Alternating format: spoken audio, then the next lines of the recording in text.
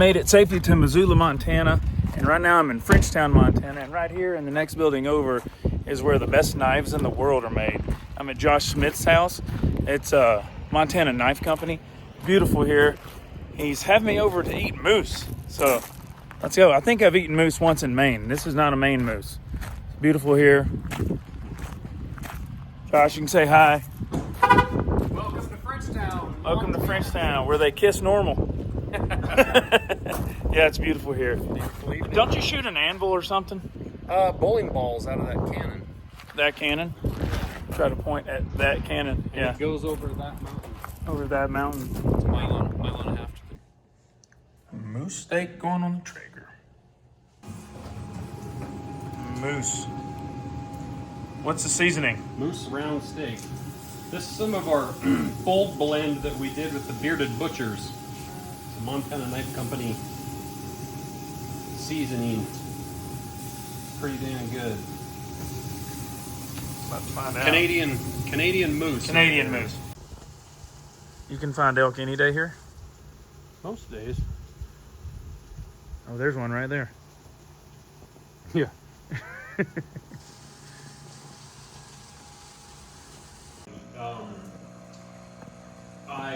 So no, you don't get the benefit of the doubt anymore.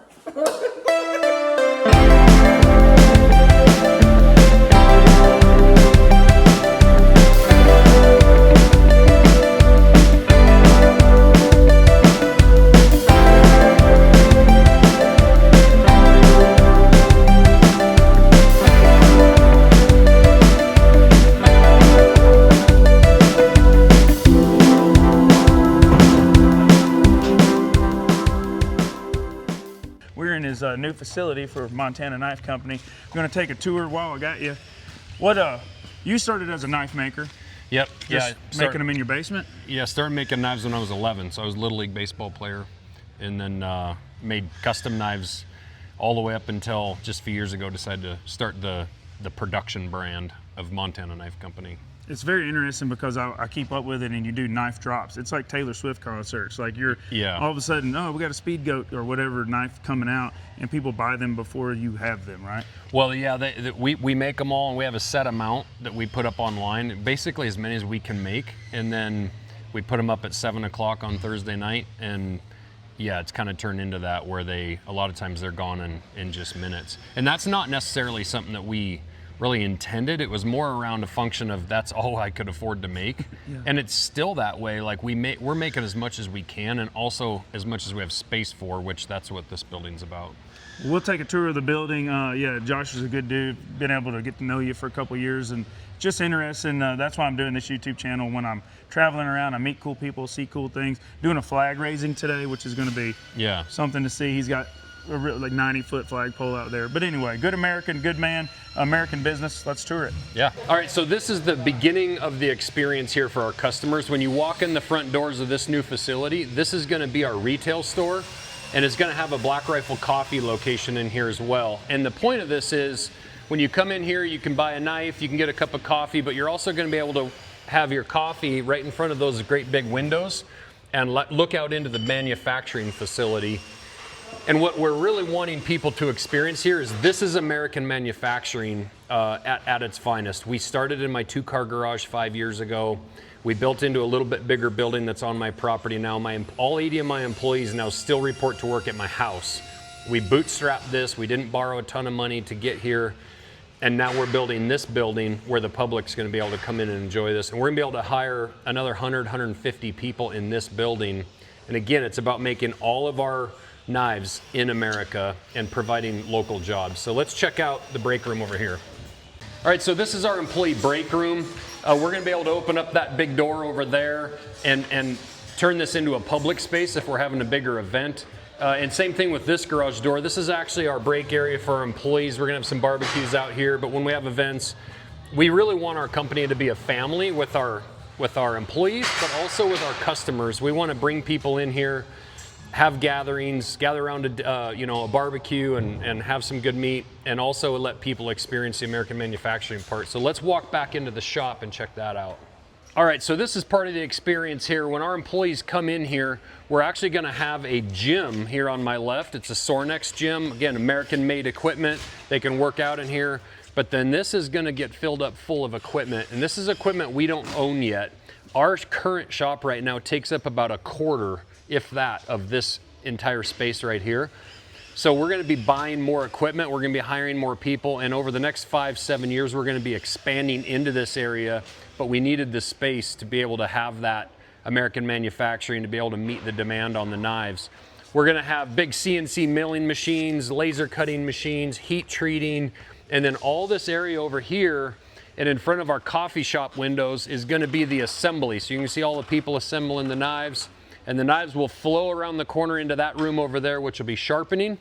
And then they'll get clean sheath and packaged, and ultimately in fulfillment over by that lift. So why is the sharpening room its own room? Does it need to be? Yeah, it's a little bit dusty, and we're gonna have dust collection in that, and I wanna keep this environment out here really clean and healthy where you're not having to wear a respirator all of the time.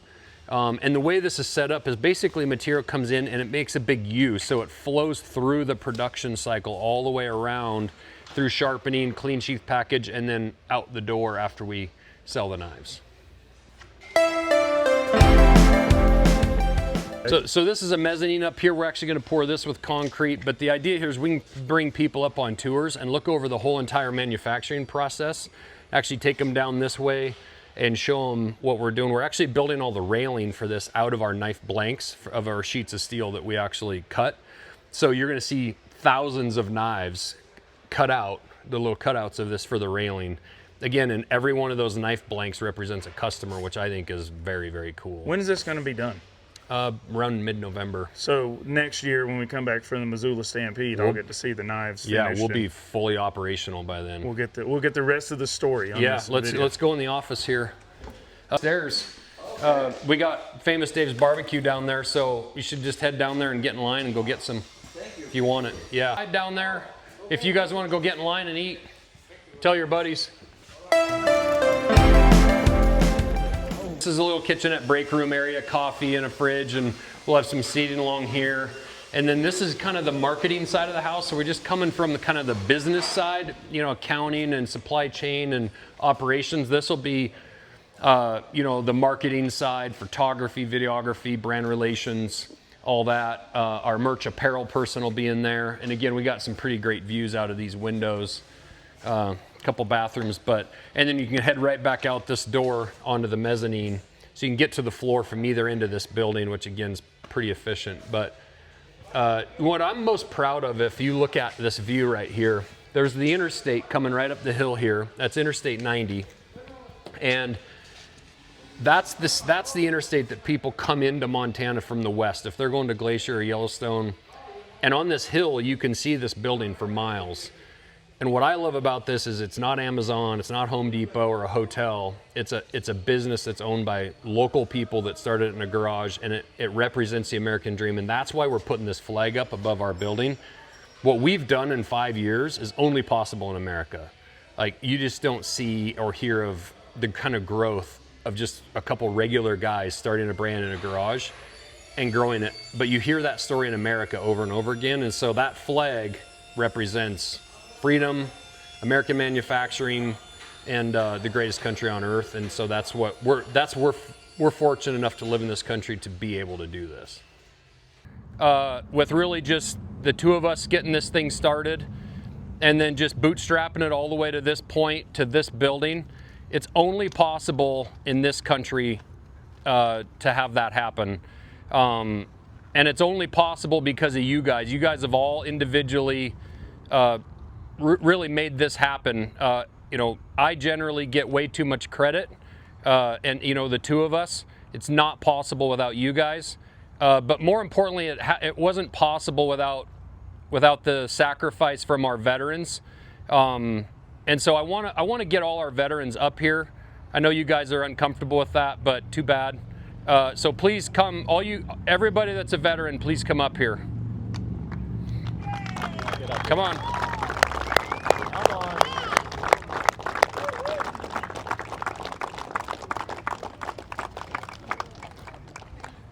I was gonna say, where's Lindsay? Don't be hiding. The only girl you'd know. No. All right, so it only felt fitting to do this by having them raise the flag. And so, you know, it's new in this box and whatnot. It's not in a way that we can really unfold it the normal way exactly, but I'm going to have each one of them kind of work with these guys to clip it on, and I'm going to have Brent run it up. But every one of these guys are heroes.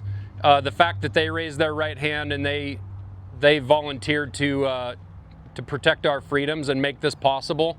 I very much appreciate the service. I wish Andrew was here. I want to give him a shout out and call him out, but he's not here right now. Brent, our Green Beret, sacrificed a ton for our country, more than most of you know, more than I even know. I want him to do the cranking, but we're going to have you guys all work with these guys on connecting it, so let's do that. Come on.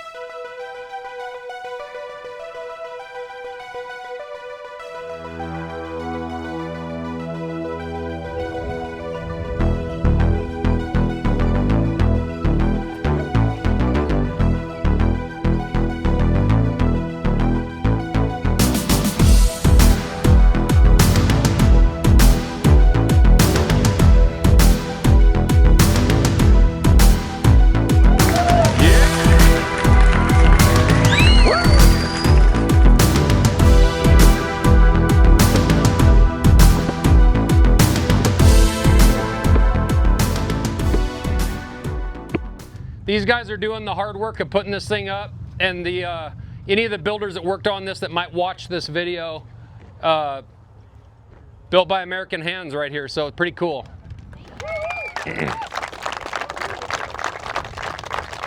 Oh, the last thing, you guys got to come up here. Nate, where's Pete? Nate's standing way off in the North 40.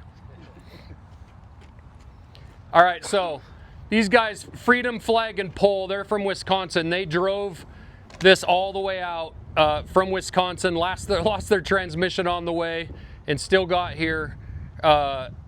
These guys are amazing. It's just the two of them that own this company. It's just a small company in Wisconsin. But what a cool job. They put up flagpoles for a living all over the country. And I hope that this spurs more people to buy flagpoles, put them up at their house, hang them on their porch, put them up at their business. But thank you guys for coming and doing this. Our pleasure. Our pleasure. So, thanks.